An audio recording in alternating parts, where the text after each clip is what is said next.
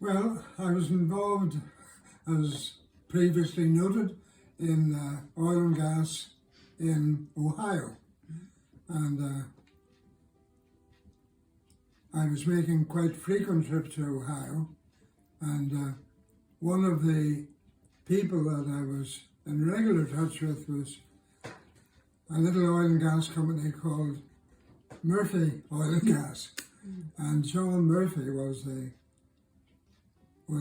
man there. His son was also in the company. Again, another John. Both of them very nice people. And John Murphy, as it turned out, was the same age as I am.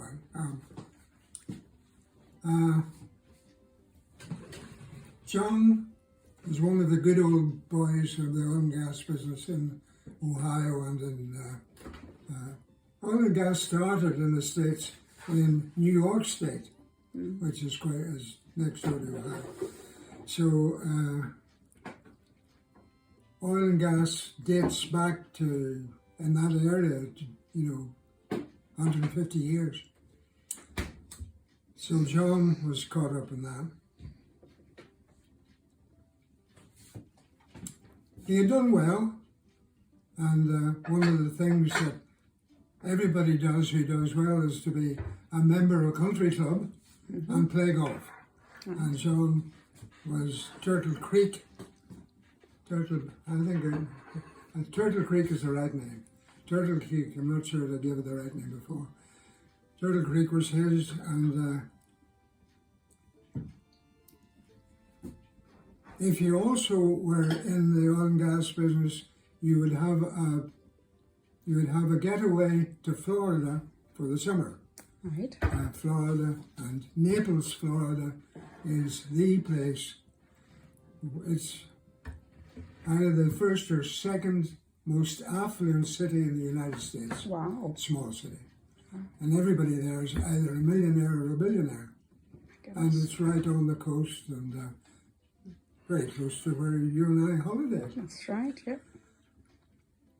So that was John's starting ground also.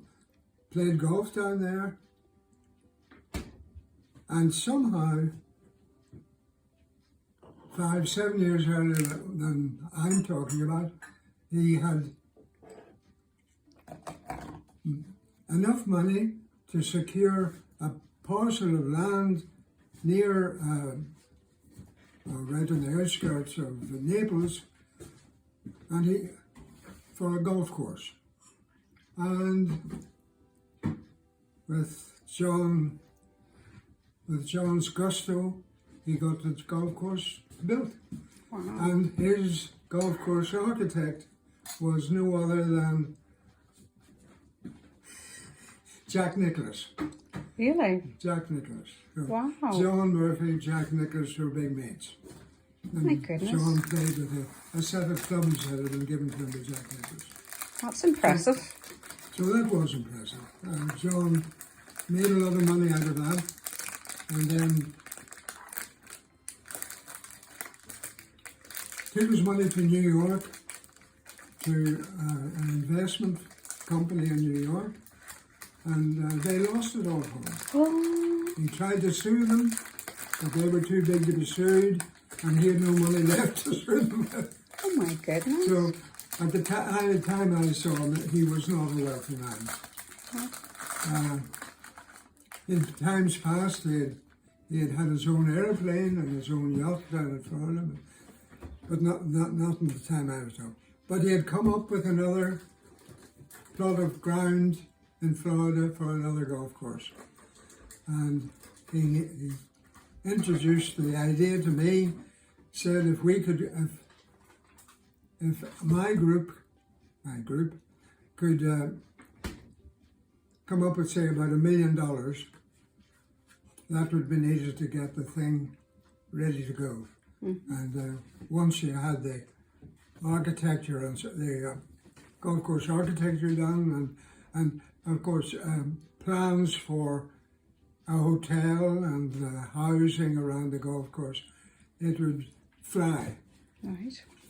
The last one had flown. Bear's Paw was the last one. Okay. This one was to be called Shamrock All right. in Okay. honour of us. Yes.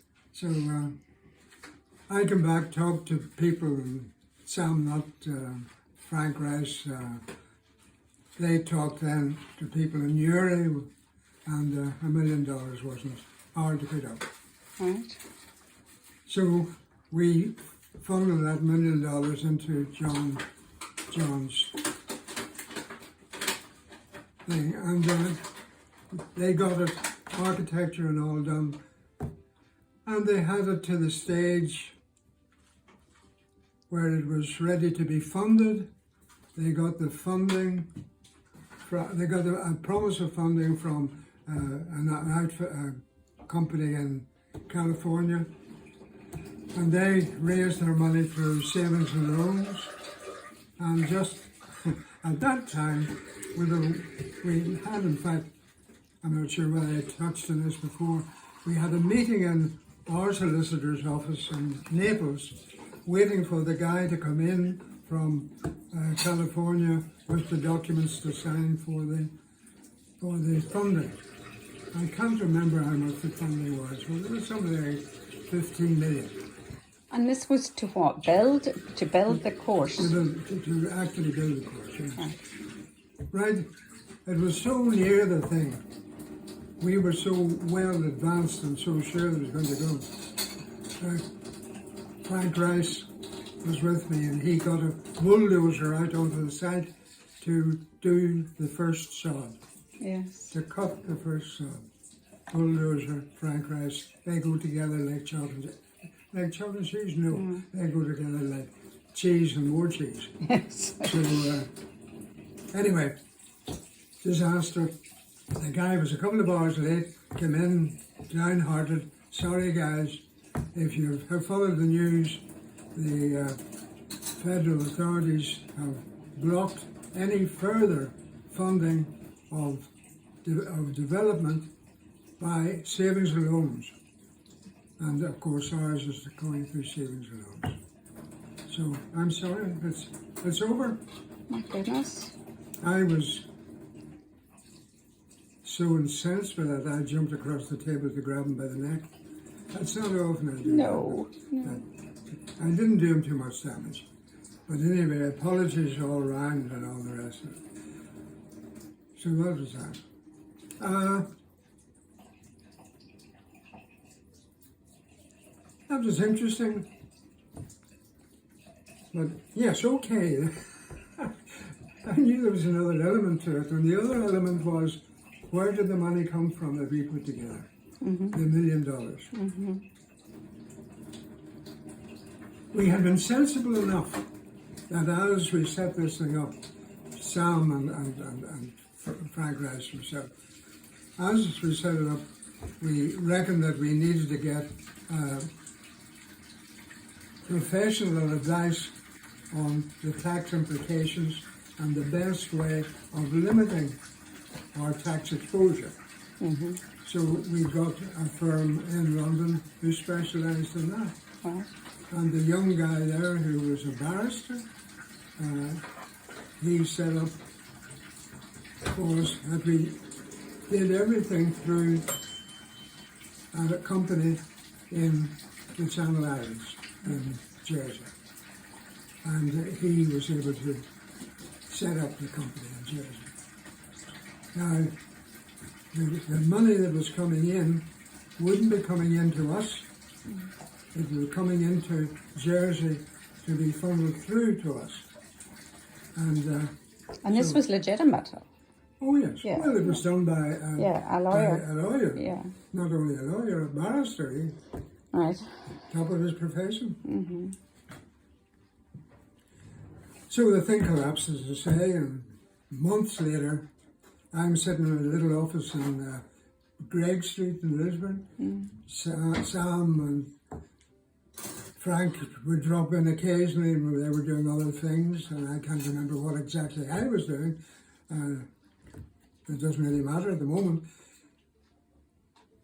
Knock on the door. I'm in my little office upstairs. Open the door. Two guys standing there. Tall, each with a wee briefcase, and introduced themselves as Inland Revenue Inspectors. You're Mr. Collins, yes, and you're associated with an investment in Florida. Yes, didn't come to anything, it's null and void now. Still, we want to talk to you.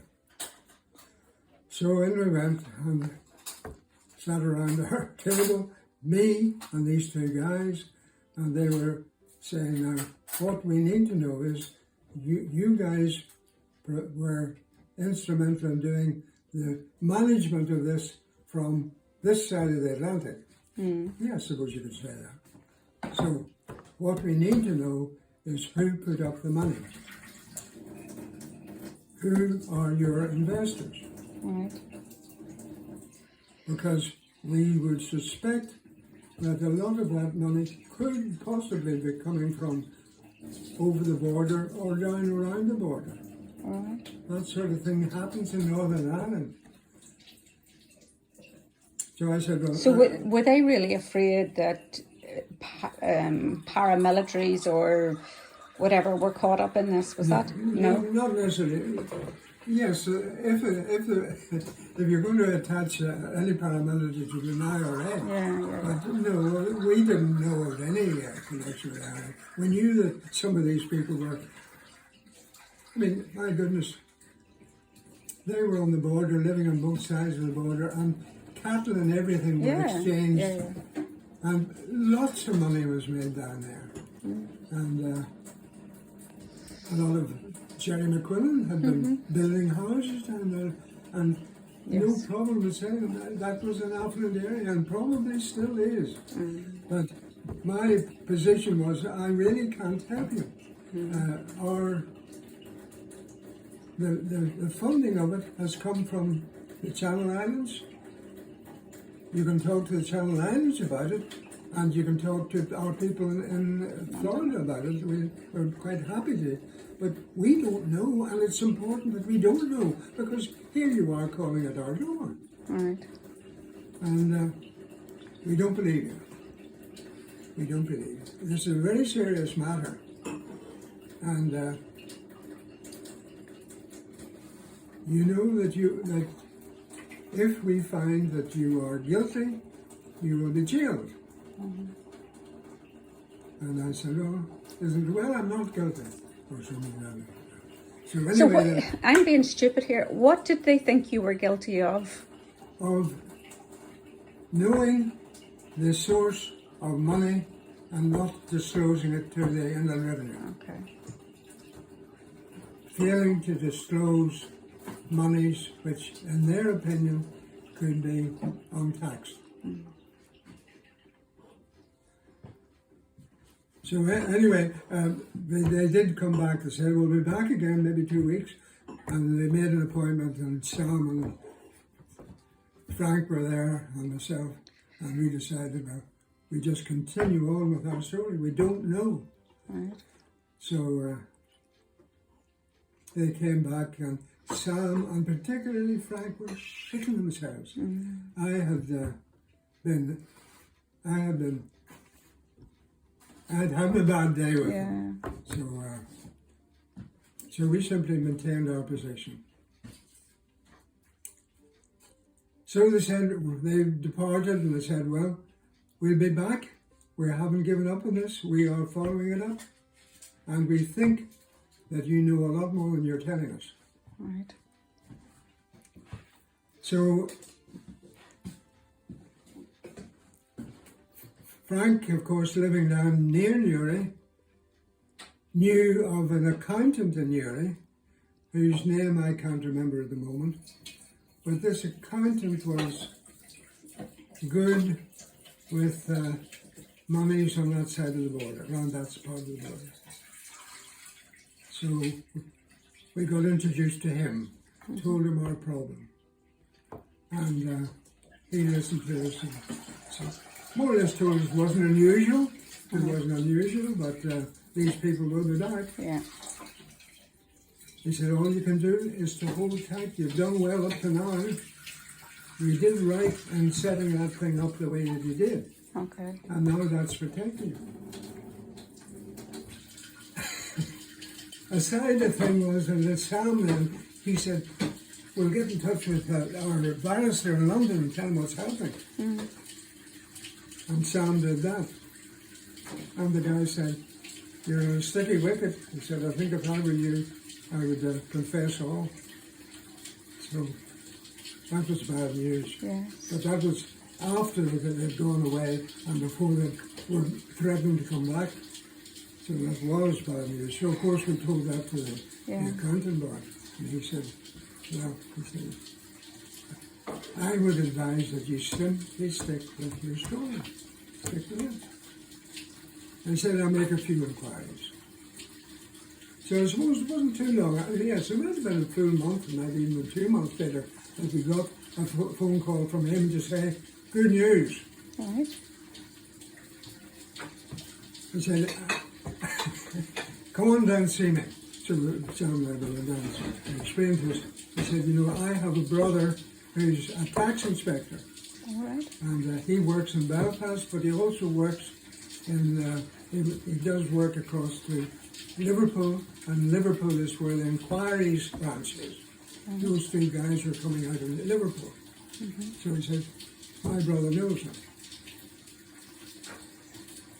So he says, the story is that those guys are now shunted sideways. They're no longer in the inquiry department. Right. They have been reallocated to somewhere outside completely. And he said, and discovered the reason for that. Mrs. Thatcher's son, Mark Thatcher, is a bad boy in South Africa, caught up in arms dealings and supplying arms and so on to all the factions all over Africa that are fighting each other. And there, Mark Thatcher's in the middle of it all. Now, these two guys were investigating Mark Thatcher. Right. And Mrs. Thatcher had to have them removed to protect her son. My goodness. My goodness. So we got protected by Margaret Thatcher. That's a story. Isn't that a story? Yeah. That's amazing. So it just went away. It went away. Never heard another thing about it. So the golf course idea just disappeared? I worked in Florida. I spent a good deal of time in Florida for the next 6 months trying to get financing from some of these wealthy people in Naples. And I talked to some of them. I was there on St. Patrick's Day talking to one of these guys who was chairman of a Boston bank, and he had a beautiful house in Naples, right on the bay with his boat outside, and a circular driveway, a Rolls Royce sitting here, and a Jaguar sitting on the other side. And anyway, it was lovely. He was a gentleman to me. It was wonderful. I had my Marks and Spencer's green jacket on, not thinking of St. Patrick's Day. Not at all thinking of St. Patrick's Day. But it was my casual jacket. And so he said, oh, right, that's wonderful. He said, you've come in your St. Patrick's Day jacket. He said, I want it too. I'll go up and get I hadn't thought about it, but I'll go up and get it. So he came down. His wife was lovely. I remember embarrassing myself and how much they were taken by it, I'm not sure. Gorgeous living room with a beautiful white fur, a white fur, big long car, and rug between the chairs on either side. Okay. And I found myself walking across the rug. And then I saw them walking around it and me across the top. Well, I'm sure you didn't do it any harm. Well, of course, they invited me to dinner at the country club, and we went in the Jaguar. Lovely. And he had his table reserved, of course, and he was greeted with great ceremony and conducted to the table. It was wonderful. The spread was wonderful. St. Patrick's Day in a millionaire's paradise.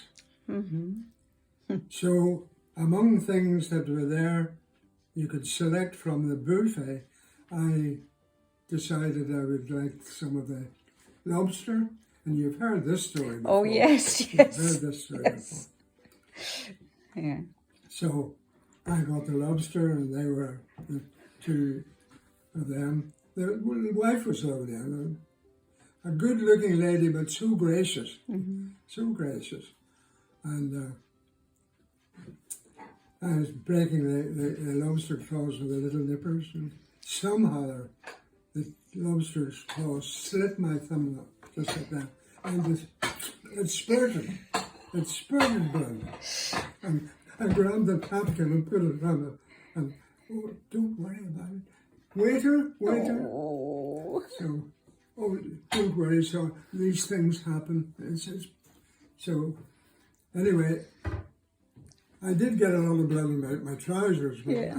I didn't worry too much about that. Yeah. When we went over the thing, and I didn't get any money out of them. Oh. So that was an interesting thing.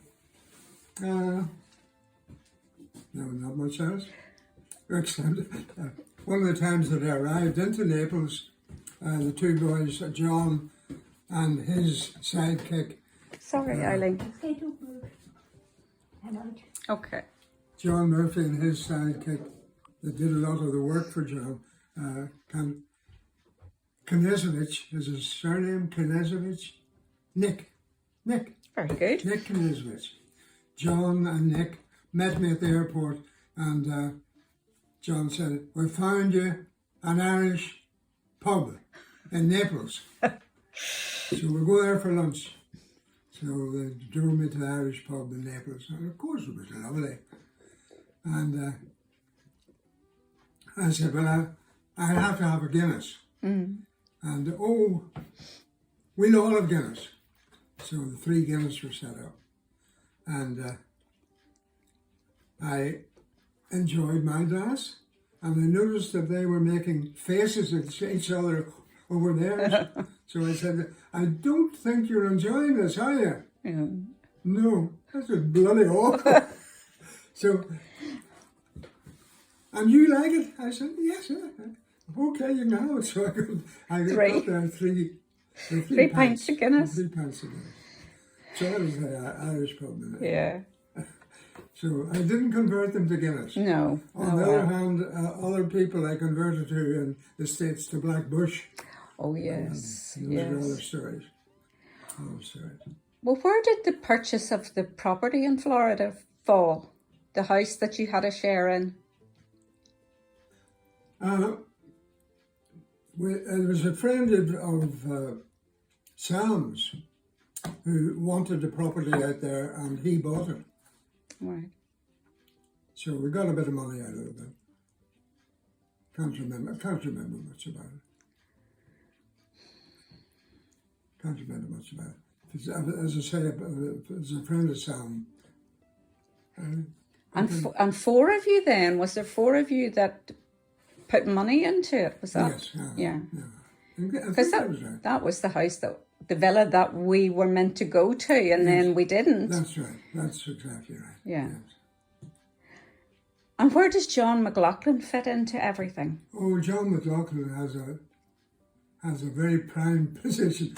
And is that before the Florida days or after, or you don't know? It'll come to me as I think about it. But I had left coal mining in the States, come back home.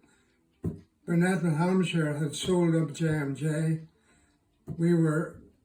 Sam and Frank and I were fronting our own little company. Causeway, something. I was in, John, what do you call him? Jerry McQuillan asked me would I go out and find out what was happening to his little company, the gas wells. Jerry, about 2 years previous, with a bit of money of his own and with some money from that Newry area, where there's a lot of floating money, Jerry had decided that there was money to be made in oil and gas in America. So he went out to America. He went out to Vancouver, in Canada, because Vancouver has a stock exchange that it's a junior stock exchange, but it deals a lot in oil and gas companies. So somebody had advised him on that, and when he was out there, he met with John McLaughlin. Now, John McLaughlin was a born and bred Canadian, and his job was promoting small companies on the stock exchange. So that was how Jerry met him. And then John McLaughlin came on the board of Ohio Resources, and of course I came on the board of Ohio Resources. So John and I got to know each other, and that was very good. That worked well. John was a lovely fellow, very good-natured, too good-natured for his own good. He came from a good family. McLaughlin, certainly Irish, but his brother was one of the leading attorneys or barristers in Canada, and he had another brother in high office in the Canadian government. And John had that sort of a pedigree. And his interest was in promoting small companies. And so he was on the board, I was on the board. Board meetings were held in Vancouver at first, and got to know each other. Anyway,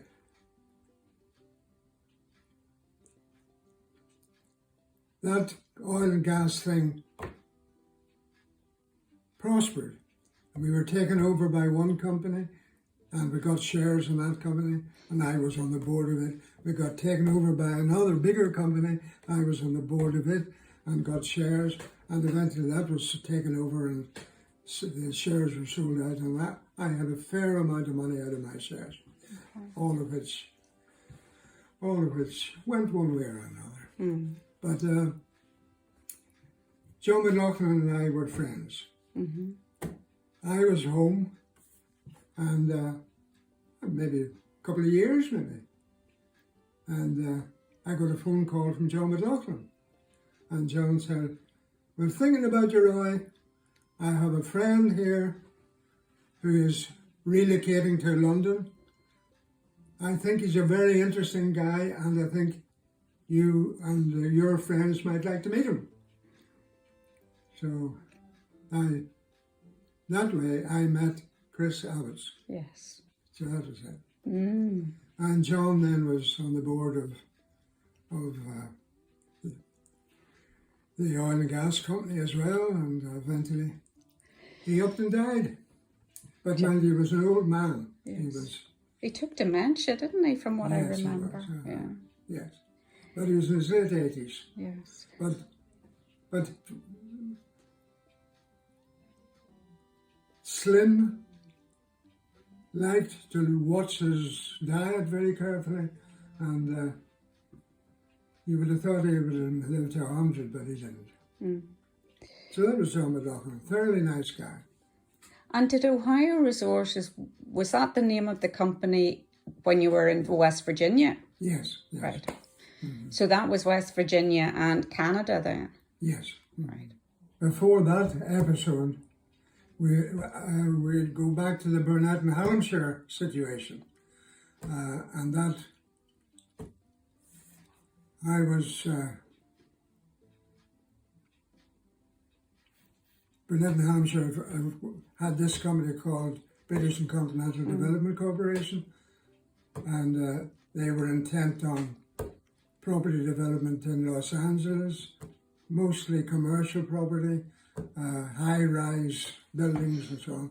And in my time we did 2 high-rise buildings. One was about 20 stories and one was only 9 stories.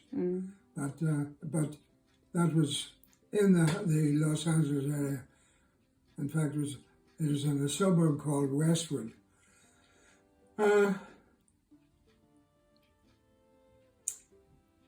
What did that lead on to? When I was working there, introduced into that office, I was living in a hotel. And in the hotel, I would go down to have dinner or go down to the bar on my own.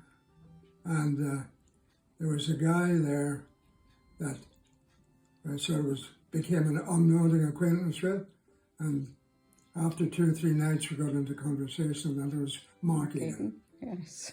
That was Mark Eden. And Mark Eden was a very interesting character. Introduced himself as a script writer on the films, and so very broadly read. One of the few Americans that I would have talked to who had any interest in anything that was going on in Europe or outside of the USA. USA and America, everybody's so insular. And reason being that they have a world of their own. Yes. They have a world of their own. So, but Mark Eden wasn't like that. And we talked, and he seemed to like me, and I certainly liked him. Things developed from there. If we want to go on into that,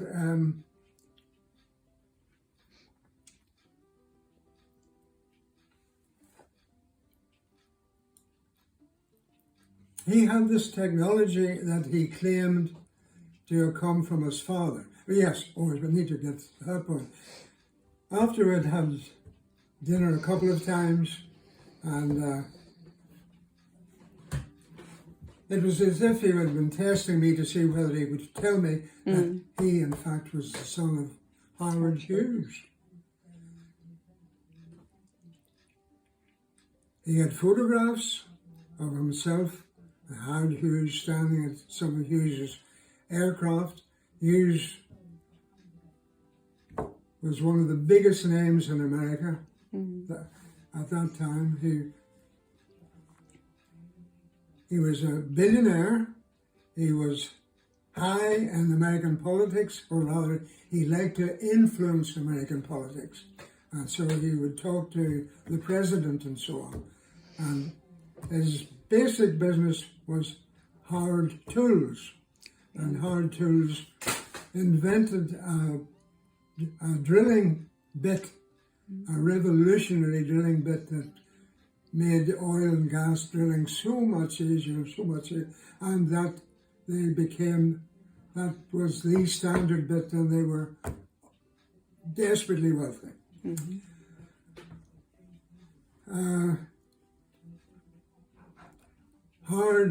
Howard Hughes then was the son of an inventor, and he then was running the business, and with all the money that he had, he became interested in airplanes, and he built his own airplanes. He raced planes around the world.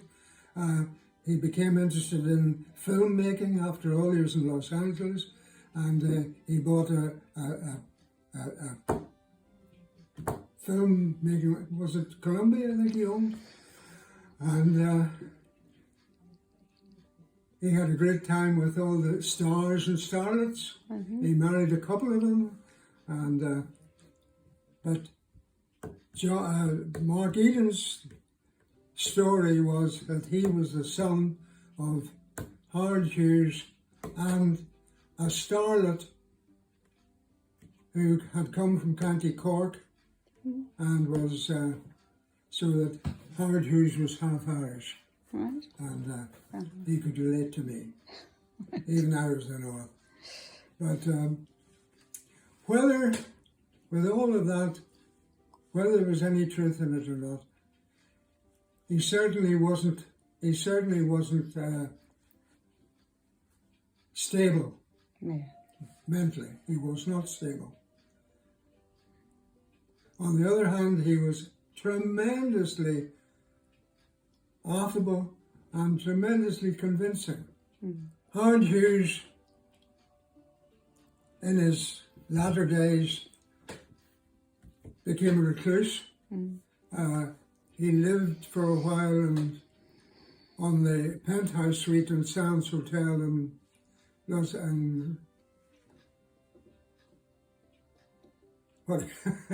Vegas, and he bought 2 or 3 casinos in Las Vegas, and he got more and more, what's the word, isolated. He wanted to be isolated.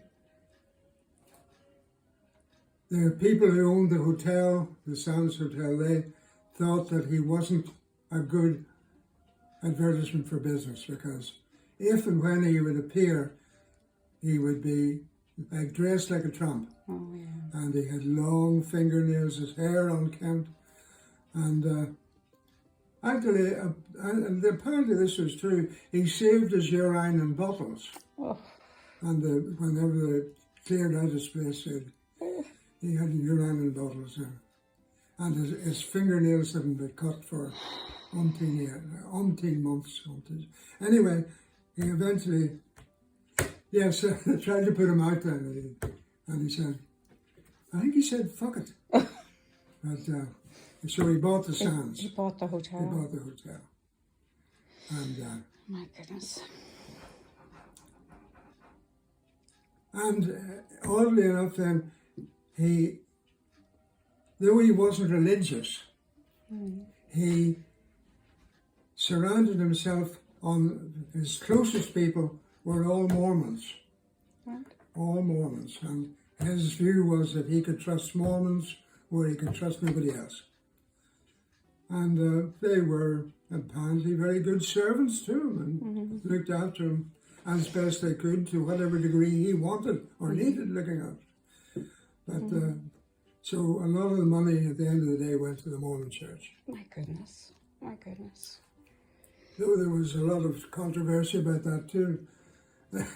There was one story that went around, and this doesn't really doesn't much impinge on Mark Eden, but it would seem that there was a guy driving from Tonopah to Los Angeles, to Las Vegas, on that long road, and this guy spotted a man tramping along the road, and he stopped and asked him, did he want a lift?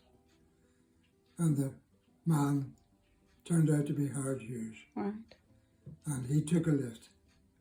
And he then left half his fortune to this man.